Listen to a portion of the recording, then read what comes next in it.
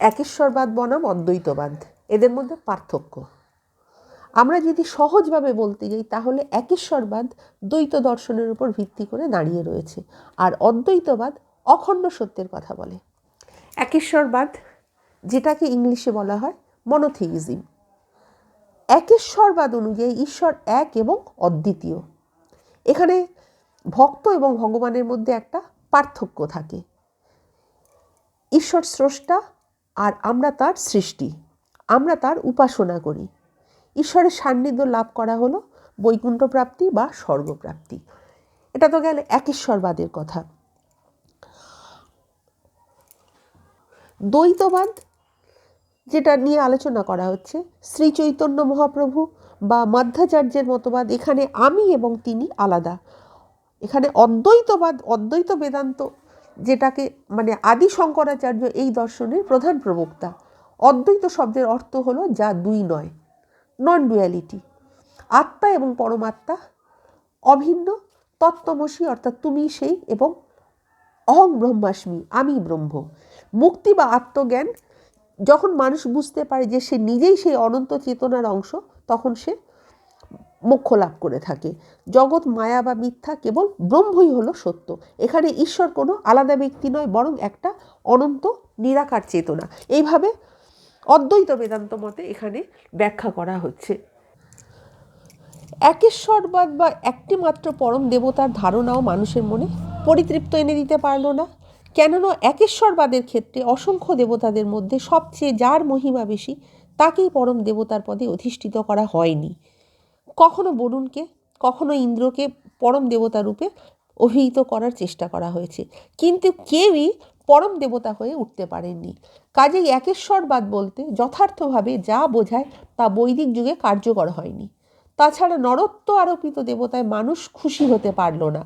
পরবর্তীকালের বৈদিক চিন্তাবিদরা এই ধরনের একেশ্বরবাদে পরিতৃপ্ত হতে পারল না। নরত্ব আরোপকারী ধারণার যে অবশ্যই বিলোপ সাধন করা দরকার, তারা আমাদের ঈশ্বরের প্রতিভূ দিতে পারে, অর্থাৎ যে ঈশ্বরের যে সাবস্টিটিউট সেটা দিতে পারে, কিন্তু যথার্থ জীবন্ত ঈশ্বর দিতে পারে না। ঈশ্বর হবে এক, অনাদি, অনন্ত, সর্বব্যাপক এবং সর্বশক্তিমান। ঈশ্বর থেকে সব কিছু নিঃসৃত হবে এবং ঈশ্বরেই ফিরে যাবে, অর্থাৎ ঈশ্বরের ক্ষমতা সব কিছু হবে। মানুষ দিয়ে যদি ঈশ্বরকে বিচার করা হয় তাহলে সেটা কখনোই সঠিক হবে না। ঈশ্বরের উপর যদি ব্যক্তিত্ব আরোপ করা হয় তাহলে ঈশ্বরকে সীমিত করা হয়, অথচ ব্যক্তি সমন্বিত ঈশ্বরই কেবলমাত্র উপাসনার বস্তু। ঈশ্বরের ব্যক্তিত্ব আরোপ করার অর্থ হলো রূপহীনে রূপ আরোপ করা, অসীমকে সীমিত করা, অনন্তকে একটা নির্দিষ্টের মধ্যে তৈরি করা। কাজেই সর্বনিরপেক্ষ পরম তত্ত্ব, যেটাকে অ্যাবসোলিউট বলা হচ্ছে, তাকে উপাসনার বস্তুতে পরিণত করার অর্থ তার সর্বনিরপেক্ষতাকে ক্ষুণ্ণ করা। কিন্তু প্রকৃত ধর্মের প্রয়োজন এক সর্বনিরপেক্ষ পরম সত্তার দরকার। কাজেই ধর্ম ও দর্শন উভয়ের প্রয়োজন মেটাবার জন্য সর্বনিরপেক্ষ পরম সত্তাকে, অর্থাৎ তিনি, হি, ইট, এই রকম বলে অভিহিত করা হয়েছে। কাজেই এক ব্যক্তিগত ঈশ্বর অর্থাৎ পার্সোনাল গড এর ধারণার বদলে এলো সৎ এর ধারণা, এক চৈতন্য মানে সত্তার ধারণা। কোনো দেবতার উপর পরম দেবতার সন্ধান না করে সব দেবতার অন্তরালে যে সাধারণ শক্তি ক্রিয়া করে তাকে আবিষ্কার করার চেষ্টা হতে লাগলো। বিভিন্ন দেবতাকে একই সত্তার প্রকাশ বলে বর্ণনা করা হলো। এই রকমভাবে সেটা ঋগ্বেদে বলা হচ্ছে। ওই যে যেমন একটা এখানে একটা কোটেশন রয়েছে, ইন্দ্রং মিত্রং বরুণাগ্নি মাহুর্য দিব্য স সুপর্ণ গরুত্তান। এইরকমভাবে মানে যেখানে বলা হচ্ছে যে বিভিন্ন দেবতাকে একই সত্তার প্রকাশ বলে বর্ণনা করা হলো। একই সদ্বস্তুকে তত্ত্বদর্শীগণ বহু নামে কল্পনা করে থাকেন। অর্থাৎ দেখা যাচ্ছে যে ঋষিগণ একই বস্তুকে বহু নামে কল্পনা করে নিয়ে যজ্ঞ সম্পাদন করে থাকেন। এই পর্যন্ত আমি যেগুলো সব আলোচনা করলাম সেগুলোর মধ্যে একেশ্বরবাদী ধারণার এবং অদ্বৈতবাদী ধারণার একটা মিশ্রণ দেখা যাচ্ছে, এবং এই দুই ধারণার মধ্যে পৃথক করা খুবই কঠিন। এদের মধ্যে যে একেশ্বরবাদী ধারণা রয়েছে তাকে সঠিকভাবে বিচার করতে গেলে অদ্বৈতবাদী বলা চলে না। এই জাতীয় একেশ্বরবাদী ধারণার মধ্যে অবশ্যই দ্বৈতবাদও এসে পড়ছে, কেননা এই একেশ্বরবাদে রয়েছে বিভিন্ন দেবতাকে এক দেবতায় পরিণত করার প্রবণতা, যিনি জগৎ পদকে একটা স্বতন্ত্র সত্তা, জগতের যিনি নির্মাতা এবং পরিচালক, এই একেশ্বরবাদী ধারণার ঈশ্বরের বিপরীতে প্রকৃতিকে স্থাপিত করা হয়েছে এবং এক বিশেষ অর্থে কেবলমাত্র মানুষের ঐক্যের আকাঙ্ক্ষা এই একেশ্বরবাদী ধারণায় পরিতৃপ্ত করতে পারে। কিন্তু এই ঐক্যের তুলনায় এক উচ্চতর ঐক্যের ধারণা আছে, তা হলো অদ্বৈতবাদ, যা সমগ্র অস্তিত্বশীল সত্তাকে একটা মাত্র উৎসের সাহায্যে ব্যাখ্যা করার জন্য চেষ্টা করে। উপনিষদে এই অদ্বৈতবাদী চিন্তাধারার সুস্পষ্ট প্রকাশ, মানে তার একটা পরিচয় পেয়েছে উপনিষদে যেটা, কিন্তু বেদে এর কিছু কিছু পরিচয় মাঝে মাঝে পাওয়া যায়। এই অদ্বৈতবাদী চিন্তাধারার দুটো রূপ আছে। একটা হলো সর্বেশ্বরবাদী চিন্তাধারা, যেখানে ঈশ্বর ও প্রকৃতিকে অভিন্ন বলে গণ্য করা হচ্ছে। ঋগ্বেদের একটা সূক্তে এই জাতীয় ধারণার প্রকাশ ঘটেছে, যেখানে দেবী অদিতিকে সব দেবতা, সব মানুষ, আকাশ, বায়ু অর্থাৎ কিনা যা আছে, যা কিছু হতে পারে, তার সঙ্গে অভিন্ন বলে গণ্য করা হয়েছে। আবার দেখা যাচ্ছে যে সর্বেশ্বরবাদে ঈশ্বর ও প্রকৃতিকে অভিন্ন গণ্য করা হয়।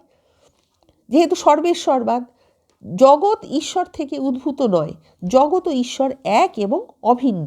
যদিও সর্বেশ্বরবাদে ঐক্যের কথা বলে, তবুও এই ধারণা যেন ঈশ্বর ও প্রকৃতি দুই সত্তাকে রক্ষা করতে চায় এবং সেহেতু প্রকৃত ঐক্য সন্ধানী মানব মনকে তৃপ্ত করতে পারে না। কিন্তু যথার্থ ঐক্যের ধারণা প্রকাশ পেয়েছে ঋগ্বেদের প্রসিদ্ধ নাসদীয় সূক্তে। এই সূক্তে বিশ্বের সৃষ্টি রহস্য বর্ণনায় এক নির্বিশেষ পরমাত্মার উল্লেখ পাওয়া যায়। এই সত্তা সৎ নন, আবার অসৎ নন। তিনি অনির্বচনীয়, তিনি সদাসতের অতীতাবস্থা। আবার নাসদীয় সূক্তে সৃষ্টি রহস্যের বর্ণনায় বলা হয়েছে, তৎকালে পৃথিবীও ছিল না, আকাশও ছিল না, স্বর্গও ছিল না, ভোক্তাও ছিল না, ভোগ্যও ছিল না, আবরণও ছিল না, তখন মৃত্যুও ছিল না, অমরত্ব ছিল না, প্রাণী ছিল না, দিন রাত্রি ছিল না, তিনি ছাড়া আর কেউ ছিলেন না। নাসদীয় সূক্তে কিন্তু তাকে এইভাবে একদম অনন্ত বলে এইভাবে বর্ণনা করা হচ্ছে, যে সময় কেউ ছিল না, কিছু ছিল না, একমাত্র সেই সময় তিনি ছিলেন। নাসদীয় সূক্তে সেটা ব্যাখ্যা করা হয়েছে। আমরা এতক্ষণ যেগুলো আলোচনা করলাম, সেখানে দেখা যাচ্ছে অদ্বৈতবাদীর একটা সুন্দর একটা সারবস্তুর সাক্ষাৎ পেয়েছি। এই সূক্তে একটা মাত্র পরম সত্তার কথা বলা হয়েছে এবং তার প্রকৃতি বর্ণনা করা হয়েছে। তার থেকে সমস্ত বিশ্বজগৎ নিঃসৃত হয়।